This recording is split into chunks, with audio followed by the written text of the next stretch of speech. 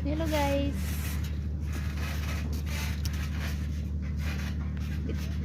Nag nag-link po kami sa tent. Malaking tent dito mga guys. Ayan. Ayan. Gabi pa kami mag-uwi. Dito kami nag-rest. Ayan. Tapos na kami nagkain.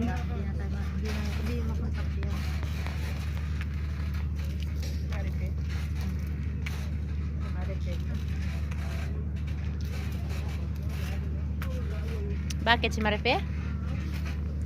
Katatanggalin mo yung salita dyan.